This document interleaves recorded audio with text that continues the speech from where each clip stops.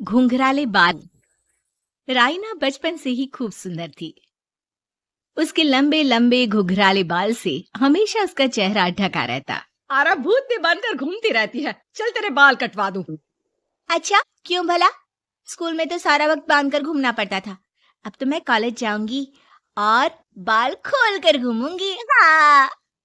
अरे ये बाल देख रही है, ऐसे लगता है जैसे मधुमक्खी का छत्ता। खैर, घने घने घुंघराले बालों से राइना सुंदर तो लगती, लेकिन उसे संभालना उसके लिए बड़ा काम था।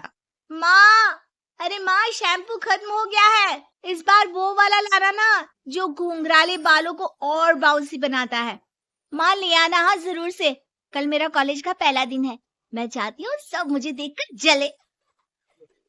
अगले दिन राइना कॉलेज पहुँचती है, जहाँ एक लड़का उसे छेड़ते हुए कहता है, अरे लगता है चाउमीन में सोया सॉस कुछ ज्यादा ही गिर गया। अरे मुझे तो चेहरा दिख ही नहीं रहा। लड़कियां भी राइना का मजाक उड़ाती है। अरे यार, ये कंगना की कॉपी करके कौन आया? लोकल कंगना और कौन? राइना को सभी पर गुस्सा आता है, लेकिन वो कुछ नहीं कहती। स्कूल में तो बाल बंधे ही रहते थे, लेकिन कॉलेज में राइना एक लड़की से कहती है, हाय, मेरा नाम राइना है, मुझे आर्ट्स डिपार्टमेंट में जाना है। कहाँ से है रास्ता?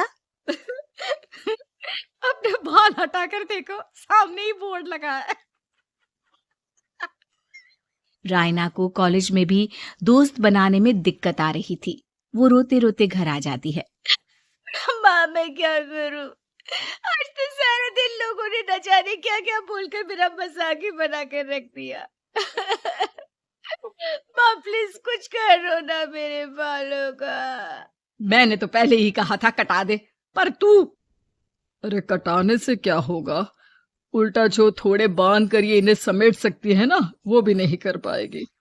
तो क्या मेरी कोई दोस्त नहीं बनेगी कॉलेज में, या मैं हमेशा लोगों के मजाक का ही शिकार होती रहूंगी? राइना जोर जोर से रोने लगती है। तभी उसका छोटा भाई आ जाता है और राइना के बालों के बीच एक पेंसिल छुपा देता है। तभी उसका दोस्त भी पीछे से आ जाता है। अरे ढूंढो ढूंढो, कहाँ है पेंसिल? मैं नहीं बताऊंगा। दोस्त काफी कोशिश करता है, लेकिन उसे पेंसिल नहीं मिलती। वो वहां से चला जाता है। थैंक्स दी, आज आपके बालों ने तो मुझे बचा ही लिया। अच्छा, बहुत दिनों के बाद बालों को लेकर कुछ अच्छा सुनने को मिला। मुझे भी पहले लगता था कि मेरे बाल सबसे सुंदर है, लेकिन अब पता चला। अरे क्या पता चला, क्या हो गया? देख, किसी भी चीज के ना दो पहलू होते हैं। या तो तुम बालों से ही लोगों का मन जीतो, या फिर रोती रहो। अब ऐसे घने बाल तो तुम्हें भगवान ने दिए हैं। राइना को पिता की बात समझ में आ जाती है। वो सोच लेती है कि जिन बालों के कारण वो कॉलेज में एक भी दोस्त नहीं बना पा रही है, उन्हीं बालों से वो दोस्तों की लाइन लगवा देगी। अगले दिन कॉलेज में डेस्क में राइना बालों को आगे कर लेती है और लोगों को लगता है कि राइना का चेहरा पीछे है, लेकिन राइना घने घुंघराले बालों को हटाकर हंसने लगती है। देखा मेरे बालों का कमाल? इससे मेरा चेहरा भी नहीं दिखता और मैं चलती क्लास में सो भी सकती हूँ। सभी राइना को देखकर हंसने लगते हैं। क्लास में परीक्षा चल रही होती है, तो राइना अपने बालों में चीटिंग के पेपर छुपा छुपा कर आसपास के बच्चों की मदद भी कर देती है, जिसके बाद से तो राइना क्लास की हीरोइन बन जाती है। वाह राइना, तेरे बाल तो बहुत कमाल के हैं। मैं तो इन्हीं के कारण पास हो गई। और पता है, मैं तो अपने काम का सामान राइना के बालों के बीच में ही फंसा देती हूँ। जैसे जैसे काम होता है वैसे वैसे इस्तेमाल करती हूँ। अब तो क्लास में हर कोई राइना के साथ बैठने की जिद करता। राइना में इसे लेकर घमंड आ जाता है। उसे लगता है कि वही क्लास की सबसे डिमांडिंग लड़की है। फिर एक दिन, मैं इस कॉलेज में नई नई आई हूँ, क्या आप मेरी दोस्त बनेंगी? मैं? ओह सॉरी, मैं इस क्लास की सबसे डिमांडिंग लड़की हूँ। हर कोई मेरे साथ ही रहना चाहता है। एक काम करो ना, वो पीछे की सीट दिख रही है, जाओ, जाकर वहीं बैठ जाओ।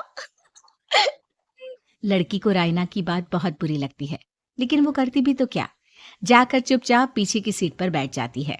तो आज का लेसन सबने याद किया है ना बराबर से?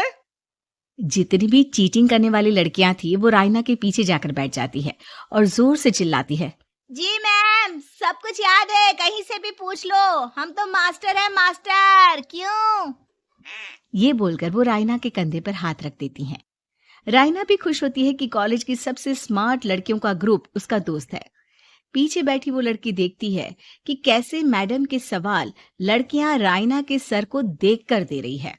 शाबाश, मुझे खुशी है कि तुम लोग इतनी अच्छी पढ़ाई करने लगी हो। मैं प्रिंसिपल से कहकर तुम लोगों की स्कॉलरशिप की बात करूंगी, जिससे तुम लोगों के माता पिता का पैसा जो फीस में लग रहा है वो बच जाए। सभी लड़कियां खुश हो जाती हैं। टीचर के जाने के बाद एक लड़की कहती है, गर्ल्स, अब हम लोग ना सिर्फ सबसे स्मार्ट बल्कि सबसे इंटेलिजेंट भी हो गए हैं। इसी बात पर आने वाले संडे को मेरे घर पर पार्टी, सबको ओके। सभी लड़कियां पार्टी के लिए एक्साइटेड हो जाती हैं। रायना भी। माँ, मेरे कॉलेज की सबसे स्मार्ट लड़की ने पार्टी रखी है संडे को। मैं भी वहां सबसे अच्छी दिखना चाहती हूँ, लेकिन ये बाल। घुंघराले बालों का तो कर भी क्या सकती है।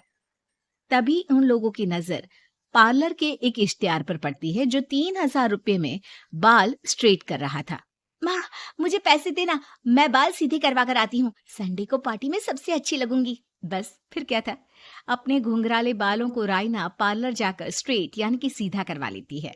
और फिर पार्टी वाले दिन, हाय गर्ल्स, कैसी लग रही हूँ मैं? ओह नो, शिट, ये क्या करवा लिया बालों का हाल। और जिसके घर पार्टी थी वो लड़की, अरे ये क्या करवा लिया? तुम्हें मालूम नहीं है, जिस बालों में चीटिंग रखकर हम लोग टीचर के अगर इम्प्रेशन जमाते थे, उन बालों को तुमने। अरे हमें तो स्कॉलरशिप भी मिलने वाला था, अब तुमने बाल सीधे करवा लिए। अब तुम हम लोगों के लिए किसी काम की नहीं हो। अरे लेकिन हम दोस्त तो है ना, क्या मैं अच्छी नहीं लग रही हूँ? हमें तेरे अच्छे और बुरे लगने की कोई जरूरत नहीं है। हम लोगों को तेरे बालों से फायदा था, अब वो नहीं है, तो हम तेरे दोस्त भी नहीं है। जा जाकर बाल वापस घुंघराले करके आ, तभी तो हम लोगों की दोस्त बन सकती है। रायना रोते रोते घर आती है और माँ को सारी बात बता देती है। माँ, ला पैसे दे, मैं बाजार जाकर बाल ठीक करा के आती हूँ।